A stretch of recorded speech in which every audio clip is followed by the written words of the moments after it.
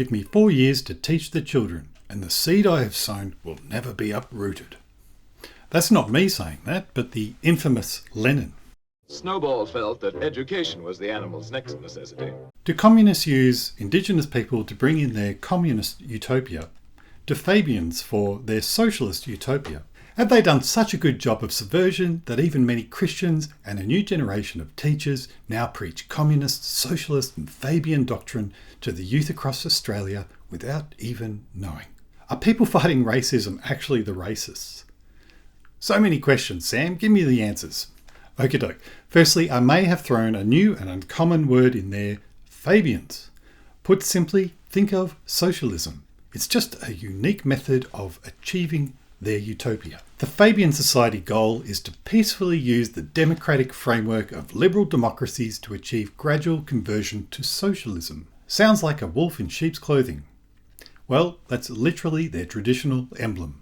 A word I didn't put in there was postmodernism. Put simply, if communism is about blowing up the house with a tank, and the house is a metaphor for capitalism, liberty, democracy, postmodernism is about putting termites into the walls, and over the decades, the house comes down under its own weight. Termites are such things as changing the meaning of words, political correctness, education, and nudges. For more on what nudges are, see Matt Wong's From Discernible, great video on this. But for now, keep watching me. Put more complexly, think of the French philosophers from the 60s who reinvented communism into postmodernism, and then watch the 12 hours of Professor Stephen Hicks way back on my channel page for a deep dive into postmodernism. Fabian and postmodernism hold a very similar strategy. This is patience. Fabians will wait a very long time, but the ultimate goal is to destroy its opponent very swiftly once it is strategically weakened.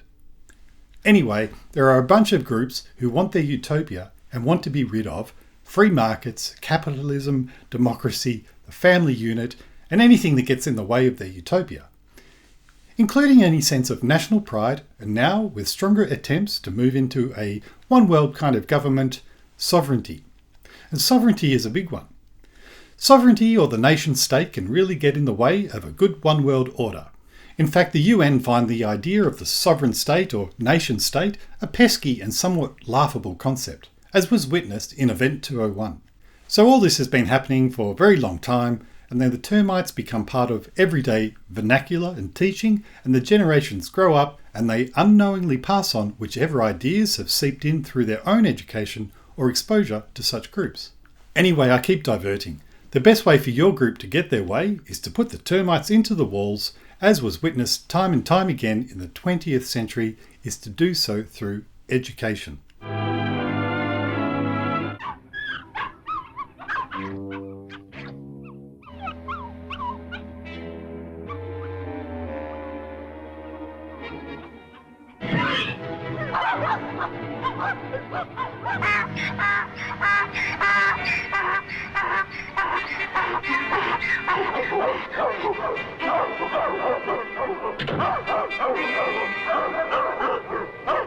Among the various Fabians and communists who have been in the top jobs in Australia, we celebrated and cheered for one largely because she has breasts. She broke through that glass ceiling. Do you know who that is? That's right, Julia Gillard, the first female Prime Minister of Australia. Julia is a Fabian. Ms Gillard, how much did the Fabian Society, of which you are a member, influence the plan for a carbon tax? Not at all. Not at all, sorry. For those of you who mightn't know, the Fabian Society is a progressive debating group, think group that's peacefully used the democratic framework of liberal democracies to achieve gradual conversion to socialism. That's been associated with the Labor Party for decades and decades and decades. Yeah, absolutely. I mean, your good friend Bob Hawke, when he was Prime Minister, he actually said on the 18th of May 1984, I gladly acknowledge the debt of my own government to Fabianism. Now, before being PM, Julia was a Minister for Social Inclusion and also a Minister for Education in the Rudd government. And what did this Fabian do while Minister for Education? She rewrote it, of course, and it was called the Australian Curriculum. Termite words were peppered throughout the Australian curriculum, and the termites have spawned other termites and they have festered over time. Now, when I was a teacher, I didn't know any of this, And sitting in a staff meeting one day, the school was introducing a program about Indigenous culture. To sum up this meeting, there was going to be no culture taught, and students from each grade level were going to teach the students in each year level below about the evils of white man. Hang on a second, I thought. Isn't this just going to instill white guilt? Actually, I raised my hand and said that. I said a few other things during the meeting, and after weeks of solid and deliberate persecution for speaking up for the children, I decided to leave the job. In my retaliation, I brought Jordan Peterson to Australia and later toured now Senator Jacinta Numberjimpa Price around Australia, using the plight of Indigenous people to bring about subversion and a certain utopia is a common communist tactic in America and also in Australia, as explained by former Australian communist Jeff MacDonald in his book Red Over Black. School is a serious business for the young communist. There is so much to be learned, but mostly by memory. The rest of the class pays close attention. They may be next. Word for word, the passage is recited. There is little joy in school. Life is taught to be a sobering experience. So Julia Gillard's national curriculum has been going on for a while now, and the innocent students have grown up and gone into the workforce. My conclusions from the Jacinta Price Mind the Gap tour confirmed my suspicions that the very people trying to help Aboriginal people were the very ones harming them. A kind of unintentional racism.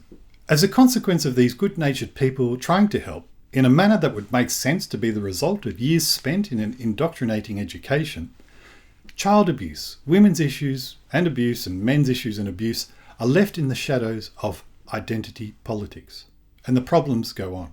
So now the Australian curriculum requires that Indigenous culture be included as a cross-curriculum goal, all very well and good, meaning it needs to be in maths, English and everything. But what is the end goal? Is it really about the valuable parts of Aboriginal cultures or something else? I'm going to explore with you now how the curriculum purposefully creates social activists by looking at one group, a group of well-meaning Christians who have developed units in line with the Australian curriculum from prep to year 10. Some wonderful elements of Aboriginal culture are peppered throughout the year levels. However, an obvious and gradual agenda develops throughout the year levels, which is perhaps no surprise when all modules are underpinned by the 5 key learning goals, with the most salient goal being students will recognise the pain and disadvantage many First Nations people experience that started at colonisation and continues today. In prep grade level, Foundation Science Unit, we have strong use of the term First Nations and nice coverage of names of wildlife and fauna, etc. Moving into Grade 1 Science Unit on seasons, students learn that Western seasons don't really apply in Australia, pretty harmless, but sets up later narratives. Grade 2 English Unit, Storytelling. Resources introduce the concept of stolen generation, Grade 2. Overall theme seems to communicate that older white people are not connected to country and that youth can now connect to country through learning about Aboriginal culture. There's some flaws in cultural opinions about Ayers Rock, Uluru, but we'll leave that for now.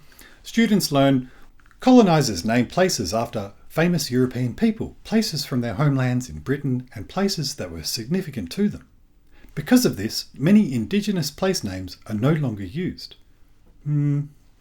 Renaming the landscape was also a deliberate action to erase Indigenous languages, culture, communities, and connection to country. While many may see this as harmless, it sets up the narrative of Year 8 call to action assignments to change iconic place names. Now, a Grade 4 English unit, Activity. Students create their own acknowledgement of country based on Welcome to Country, which is thousands of years old. The obvious error here, as you might already know, is that Welcome to Country was invented by Ernie Dingo and his mate, which is why in Jacinta Price's Mind the Gap tour, we didn't pay for it to be done anywhere. We also don't feel that an Aboriginal woman in modern Australia needs to ask permission to travel around Australia. But let's get back to the unit. An acknowledgement of country isn't simply said for the sake of saying it. It acts as one small way we can begin to redress the historical exclusion of Aboriginal and Torres Strait Islander people from many aspects of colonial Australia's processes and national identity. E.g., national anthem, the Australian flag, history books, the Constitution and the democratic process. There's now a stronger focus on negatives of colonisation than previous year levels. Schools are encouraged to introduce an Aboriginal language program to the school, although which language to choose from. It certainly doesn't suggest that those of Irish heritage learn Irish, which was removed from the Irish convicts, aka political prisoners, who certainly didn't want to be taken from their homeland, culture and language and dumped in an English convict settlement. And no mention of the massacre of Irish convicts who attempted to go back home. Grade 4s come to understand the negatives of learning English for Aboriginal people and how learning English damage Aboriginal culture. This is also reinforced in call to action assignments in academic later years to decolonise language. Grade 5 Maths Unit. There's an interesting maths module about time and seasons with some culture being taught. However, there's no maths.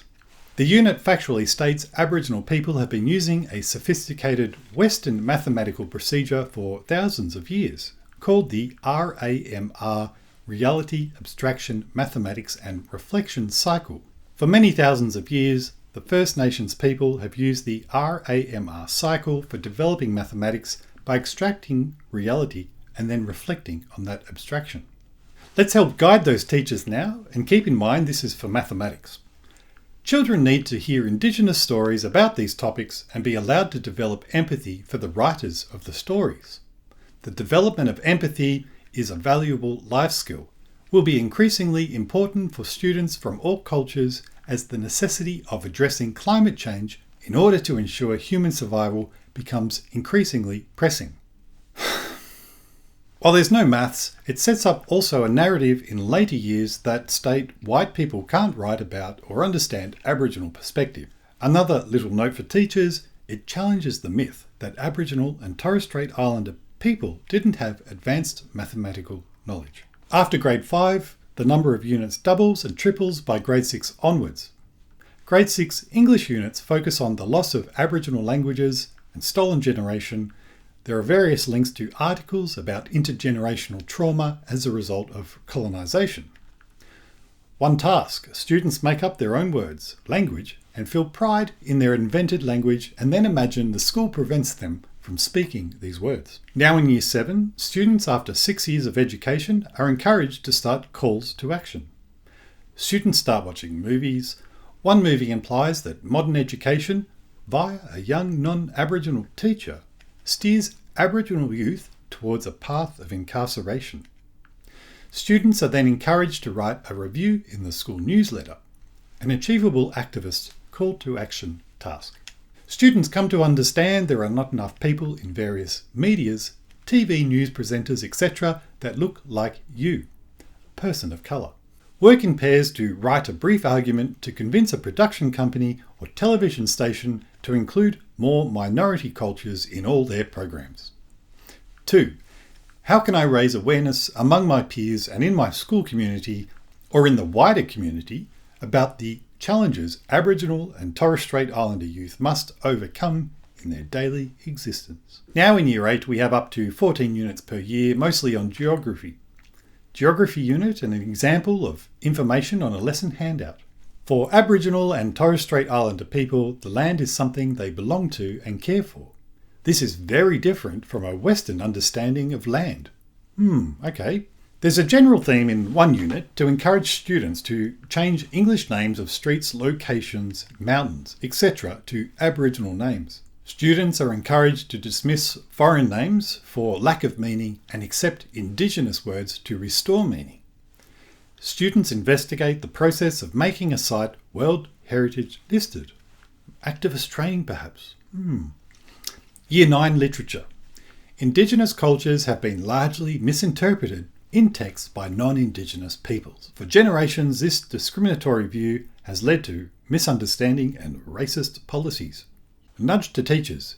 You may choose to include some of the early Black Power style video texts. We now have a focus which implies white people can't write about Aboriginal people or understand the perspectives of Aboriginal people, minorities, through writing. And a task. Find a text by a non-Indigenous author and a text by an Indigenous author. Compare how each represents Indigenous cultures and peoples. Finally, in Year 10, we now have 18 units for students to work through. a history unit encourages the change of the Australian Constitution. Today, many Aboriginal and Torres Strait Islander people believe that the Australian Constitution should be further amended to acknowledge their rights as traditional custodians and original inhabitants of Australia. Task: is there something that you think the Australian government should action and ask the Australian people to vote about? Write a short justification of your ideas. Although the 1967 referendum was a great victory, it did little to improve the day-to-day lives of Aboriginal and Torres Strait Islander people. I wonder if a voice to Parliament is going to fix that finally. Students are encouraged to look for ways to keep changing laws that the 1967 referendum missed. Task: research and collect campaign material for the 1967 Yes vote. Analyse the types of messages they contained and the ways that they tried to influence voters. And there are various calls to action. Research how some Aboriginal and Torres Strait Islander activists today are campaigning for the Australian Constitution to be amended to acknowledge dispossession and the role of Aboriginal and Torres Strait Islander people as the first Australians. Create a wall display educating other students at your school about the campaign.